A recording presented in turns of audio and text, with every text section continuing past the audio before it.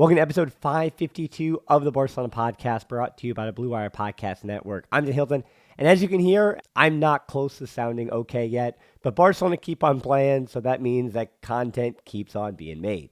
So without any help for the 5 headlines, that's usually just solo. Help should be back on the way for a second guest podcast, actually in a few hours. But without any help for this one, I'll just have to ask for a subscribe or a good podcast rating or joining Patreon. By the way, thank you so much to all the new and old Patreons. You always know that I like to give you a little TMI. So this is the most support on Patreon that I've ever received on that platform since we started it 6 years ago. And while those who've been following the last few months and more close to a year, you know that things behind the scenes haven't been working great. So to see all that support from Patreon to pick up the slack has been really awesome, and I do appreciate that. And then, of course, the easiest way to support the show directly to me is with the merch store. All right, so my voice won't survive any other preamble. So here are the 5 headlines from Barcelona's 1-0 win against Osasuna. Headline 1 is all eyes on Xavi.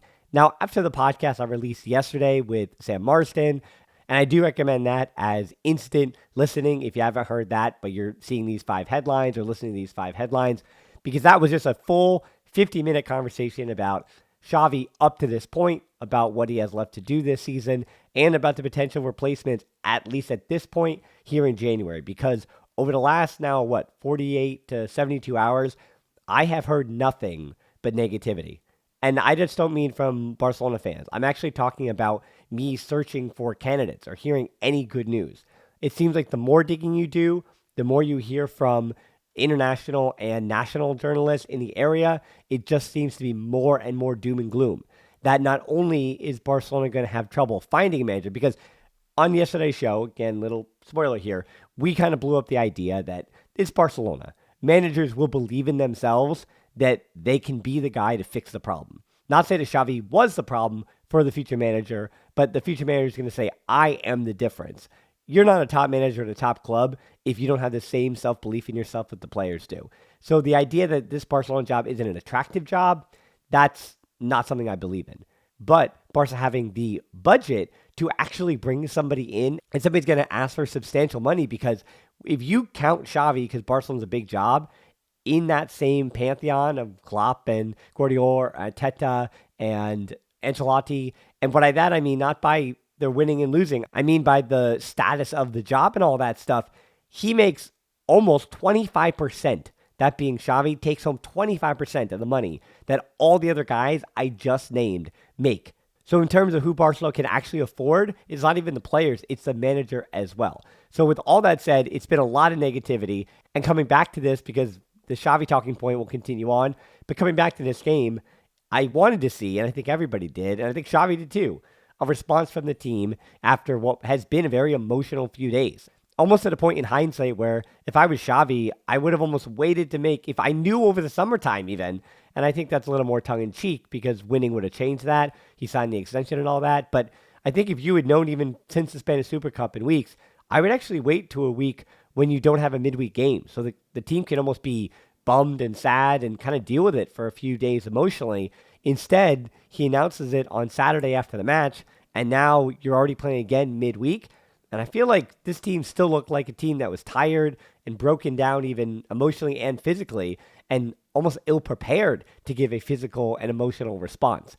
And this is also in front of a rough crowd at Montjuic that, because of the time of the game, we're just getting out of work. And a reminder that it is a hike up that hill, and it is a midweek game, as I already said. So not the best crowd to kind of have this emotional response.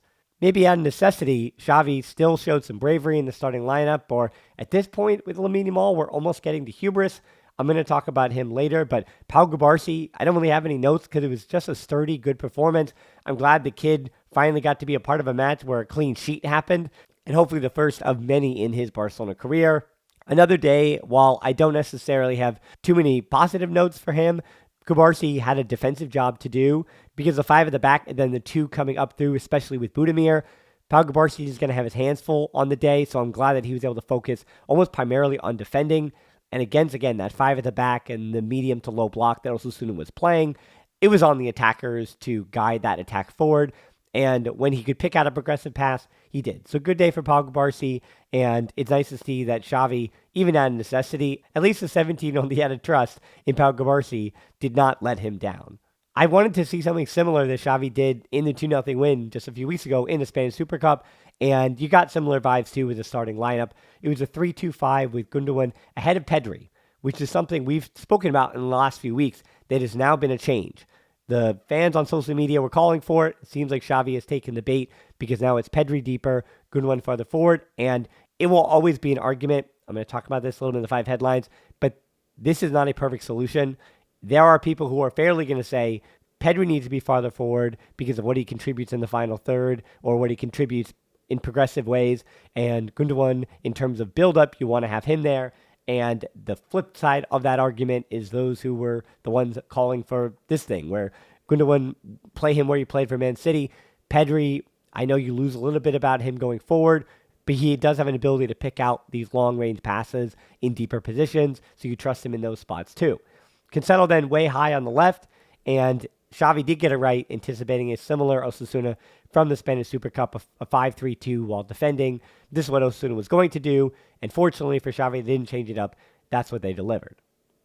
Headline 2 is down to 12. Here's where the negativity, not to say that Xavi deciding to leave on Saturday wasn't negativity enough, but big negativity coming. 5th minute, Ferran Torres goes down with a hamstring injury. The tears, the hamstring injury, the look on his face. I recorded this and then had to edit it later after I was doing a few broadcasts, but as I'm recording this, we don't know about Ferran Torres, but the guess would be 3 to 4 weeks. That's what hamstrings are. So Ferran Torres goes down, which is frustrating, especially when you lose that player in this game that's going to run in behind, and when you've got a bunch of teams on the schedule too, with Alaves up next, who you would love to have a runner like Ferran Torres in those half spaces. It's the new number 16, Fermin Lopez, coming on to replace him. I know that Vitor Roque thought he was coming on, so maybe some wires were crossed at that point. I don't worry about that with young players. Fermin Lopez, I thought, was actually the right choice even to come on. And while it might not seem like he would help against the high line, he immediately interjected something into that game. The idea that he was playing as a midfielder, that's not right. He was playing just underneath Lewandowski up there on the left. And a credit to Lewandowski. Before I take away this compliment, and Neil on social media had a good point that the bar was pretty low at this point now for Lewandowski in good performances. But I will say it from the opening whistle that he did look lively early, especially when Fermin Lopez came on. Lewandowski had a stretch where he worked out to the right wing, had a good movement on the ball, and then a minute later came back in on the other side of the field to support Barça getting out of trouble, got taken down by Unai Garcia, who picked up a yellow. That pays dividends for later. Then, again, moments after, a near-post run for a Cancelo delivery. But then, now this is where the compliment pseudo gets taken away. The rest of the Barca attack came grinding to a halt by the 25th minute. Just a complete lack of movement by that point in the game. Not enough verticality against that 5-3-2 of Osasuna. Only Fermin Lopez seemed to be doing almost any of the work offensively. It was either him into the half spaces or Lamine Yamal 1v1. That was about it. And on the other side, Barcelona showing a little bit of cracks here. As I mentioned, Cubarsí had to deal with Budimir, and a moment after that, it was Budimir getting the best of Cubarsí. But fortunately, Barcelona survived it, and I think more importantly for Cubarsí's confidence, he survived it too. This headline is down to 12 because, for those counting at home, because Fermin Lopez took the number 16 shirt, they were up to 13 first-team players. And remind you, in totality, they registered just 19 first-team players to start this season. So Fermin Lopez brings the number back down to 12 when Ferran Torres went down. So that number went up to 13, back down to 12. Just 12 first-team players. I cannot think of a time while covering this team in the last decade, somebody could correct me on this, when the last time that your first team squad, and I want to think too that registration has changed a little bit with the youth academy. I'm not sure the rules around that and when those things would have changed, but I guess since we've had the rules in the legal registration that we did, this might be the first time that you've had 12 first team players available. Headline 3 is Fermin Lopez energy. 27th minute, Lamine Yamal with the delivery. Fermin Lopez the run into the box and forcing Osasuna to get it right. I'm just mentioning positive signs here and good moments in the game because it was a pretty lackluster first half, as I already set up. And this is where I'll talk about Lamine Yamal, because how much more can you ask of Lamine Yamal now at this point? I just mentioned the 12 first-team players. He is not one of those, and I wish that he was also not needing to be played like a first-team player. I was pretty comfortable, and I hope Rafinha comes back soon, but I was pretty comfortable with the minutes that Lamine Yamal was playing earlier, because in that limited time, he had the best dribble success rate, that being 71% or 70.6% in Europe's top 5 leagues this season among players who have attempted 50-plus dribbles, and keeping him with that small sample size, allowing him to come on, inject energy, and be just a 1v1 option, go out, have some fun, kid. That is what I wanted to see from him this season. Now you're getting to a point where not only in that last game against Villarreal were you putting the responsibility of the offense on him almost in totality, but I'm concerned not only about his injuries this season, but what will these minutes do for him in the long run? I said 2,000 minutes, that's where I wanted him. And now he's played 90 minutes in 3 straight matches, which I think is too much. I do not want to see this kid starting against Alaves. And I know it feels like he has to, because what are your other options? If Cancelo, we don't know about his status after this game, and your only actual first-team forwards at the moment, with João Felix having gone down since I spoke to Sam Marsden like 36 hours ago, that means that Vitor Roque, who's not yet ready for 90, it seems like too, in terms of his match fitness, that means that you only have Lewandowski, really, truly, as your only 90-minute registered first-team forward. And oh yeah, he's 35 years old. And I don't like to just throw out problems without solutions, you know that? So I think Pau Vitor, and I know that you don't want to take him away from Rafa Marquez, but cry me a river, there's 12 first-team players available. So I actually would like to see Pau Vitor, and I know Marc Guiu had the fever, so I actually might start Marc Guiu against Alaves on that left wing alongside Lewandowski. But if Marc Guiu isn't ready and Vitor Roque, you still want to keep him off the bench, I actually would throw a start to Pau Vitor and just kind of put him out there to work hard, come from the wing as he does for Rafa Marquez's squad. And you do that just to rotate Lamine Yamal, because I think Vitor Roque then would have to start on the right wing in that situation, unless you're going to start Cancelo on the right wing and you start Hector Fort behind. I mean, you got to start at least a bunch of kids. That's why Fermin Lopez was registered with the first team, so that you could put another youth player in the team so they can all be on the field at the same time. Let's get back to the game here, though. 35th minute, Koundé, header from the corner, an outswinger from Gundogan that Koundé probably could have gotten even cleaner. And Osasuna, as bad as Barça had been in the game, were also not good. It was a failure on them to mark their zones. If you're going to zonally mark on corners, then you got to get it right. Both Koundé and Lewandowski were in space, and a number of times you felt like Barcelona could have got one from a set piece, and really that was their best way forward in the first half. 37th minute, Fermin Lopez, another run into the half space, working with Cancelo, but the keeper came out to meet him, and you do lose something with Gundogan not making those similar runs into the half space on the right side to give Lamine Yamal more space. And as good as I think it is that Xavi is switching up his ideas on the forward for Pedri, it didn't really work so much against that low block of 5 in the first half. And to add to that point about Gundogan, and almost to defend him, he had one forward pass in the whole first half, picked out a good Fermin Lopez run to start the second. Lamine Yamal got a shot on goal, but to end that first half and even to start the second, this team looked tired. And I put Gundogan almost top of that list and almost in defense of him. You could see it near the end of the first half. This team was so stationary. And outside of Fermin Lopez, who's been waiting his turn on the bench for the last few weeks, and this is just his style too. He's 20 years old, comes out like he's shot out of a cannon. But aside from him, and then Lamine Yamal kind of just waiting patiently on that right wing, and Koundé, because he was worried about defending in that 3-2-5, not making overlapping runs because he didn't want to get that space in behind exposed. And you also don't want to leave Pau Gabarsi over on an island too. So Koundé was playing in that 3 at the back, not making overlapping runs. So Lamine Yamal just kind of standing there waiting for that switch of play so he could go 1v1 and wait for the help so that you unpin that. And Barcelona were just slow to move the ball then horizontally as well. But earlier in the season, when you could look down Xavi's bench and say, hey, why isn't Xavi throwing this guy on or playing this guy? You look up and down that bench, and again, it's no disrespect to Unai Hernandez, who came in for Marc Guiu on that bench, but the options were far and few between for FC Barcelona. He couldn't even rely on Sergio Roberto to be healthy enough to be thrown into a game like this. Headline 4 is Vitor Roque gets his first. Fortunately, he could look down the bench, and the Brazilian Tigrino was ready to come in the game. 62nd minute is when Vitor Roque enters, comes in for Fermin Lopez, and I think, yes, the knee-jerk reaction is you're making your first sub, well, second sub actually of the game, but you're making your second sub. Why is it the guy who came on for the first sub, the one coming off? And while it felt like an interesting choice for a knee-jerk reaction, I think the minute I took a breath and thought about it for a second, Fermin Lopez has not played many minutes recently, and he ran more than anyone on that field, and he did come in the 5th minute, which is basically a start, and he ran more than anybody else on the field since he had come on the field. So don't think of it as he came in as a sub. Do almost think of it as if he had started the game, and he's coming out because he didn't have anything left in the tank, because he is not 90 minutes match fit. He hasn't been playing with Barça Athletic, and so Fermin Lopez wasn't prepared to play 90 minutes in a game like this. So Vitor Roque comes on for him, injects a similar kind of energy, and within moments of being on the field, scores his opener for FC Barcelona. Congratulations to Vitor Roque. That's where we begin.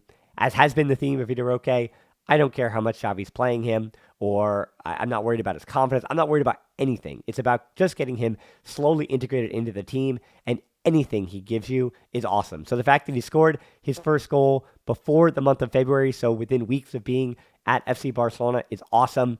And this was a really good goal too. One where I said, why can't it always be this easy? It's Pedri to Vitor Roque, then one touch to Lewandowski, to Gundogan. Yeah, you need a little bit of luck of that too, but actually no. What am I saying? I expect these players to be good enough where with that one-touch football, sometimes it works. Other teams can do it, so can Barcelona. You almost expect it of them. So this is all one-touch stuff. Pedri to Vitor Roque, to Lewandowski, to Gundogan, right down the middle. And once you've opened up a defense through the middle of the field, now you've got the width working for you as well, because now they've been drawn in narrow because they've had to collapse on that one-touch passing. So Lamine Yamal was also strong when the ball went out to him to keep possession, kept his balance, and goes quickly to the other side. De Jong to Cancelo, then the outside of the boot cross. This is what João Cancelo are for you. They've got 10 of 10 class when they want to show it, but they show it on 1 of 10 occasions, and this is one of those occasions. 10 of 10 class from Cancelo on this outside of the boot cross to Vitor Roque to the near post. And he scored a bunch of goals like this too when you watch his highlight reels for Atletico Paranaense in Brazil. Near post run, just flicks it on. And these are the goals I think you're going to see most often, at least for the next year or two for Vitor Roque. This is his bread and butter, and I'm glad this is the way he scored it, because this is something that he can now replicate. It's also cool too, because you saw what it meant to the kid. Tears in his eyes, and at least the one thing I will remember this season by is that the kids continue to deliver some of the only good moments this season, whether it was Marc Yu against Athletic Club, and it was Marc Yu in the Copa del Rey, and Vitor Roque now, and Lamine Yamal, and Hector Fort, Pau Gabarzi. The kids are all right. That's the only silver lining I have for this season. Headline 5, protecting with 11. Yeah, I mean, silver linings is that Barcelona won the game. That's another one here. 67th minute, second yellow for Unai Garcia as he pulled down Vitor Roque. And some space did open up after that. Great. Lamine Yamal, unfortunately, had it saved twice on the counter. And then Vitor Roque was definitely pulled down by Toro. That's a penalty. That's wild that this wasn't called. And I do throw my hands up here, because this is not this whole thing about conspiracy in Real Madrid. I'm tired. I know I'm going to get pushback here that this is some grand conspiracy. It felt at the moment just more bad refereeing in the Liga, but I throw my hands up. If I'm a Spanish ref in the Liga, and I'm not talking about the Barcelona game, I'm talking about almost any non-Real Madrid game this week, that if I'm a Spanish referee and I have this kind of penalty 50-50 after everything for Real Madrid this week, just I give a penalty. I don't know, man. Just save your bacon, and because after this one, I totally understand that the conspiracy heads, you've got a point. There is reasons to argue after that. That was one of the worst ones I've seen this entire season. Maybe the worst one I've seen. I need to go back into my notes, but that might be the most egregious one I've seen all season. It's a joke. 76th minute, Raul Garcia just missed the equalizer. It probably should have been the equalizer too. Raul Garcia, a simple run to the half space. Araujo coming over, but the shot was off just wide, and Inaki Peña was forced to make a save a minute later. It's exhausting to be a Barcelona fan. It truly is. 77th minute, Pedri out for Romeu.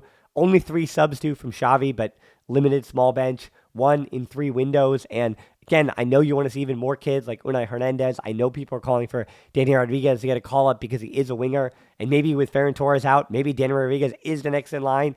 But he is just starting to get called up by Rafa Marquez's team, because when your kids from Barça Athletic head up to the first team, that means that the U19 players and head up to Barça Athletic, and he is just kind of one of the U19 players breaking in there, but now he might get another boost up to the first team because of the lack of players. Just because they're on the bench, I want to remind you, there is a limit to how many kids you can play at the same time. So Xavi's at a point where he says, well, I have to have Lamine Yamal on the field, I have to have Cabarsi on the field, or I have to have Hector Fort on the field. So you're limited with the number of youngsters you can put on the field all at one time.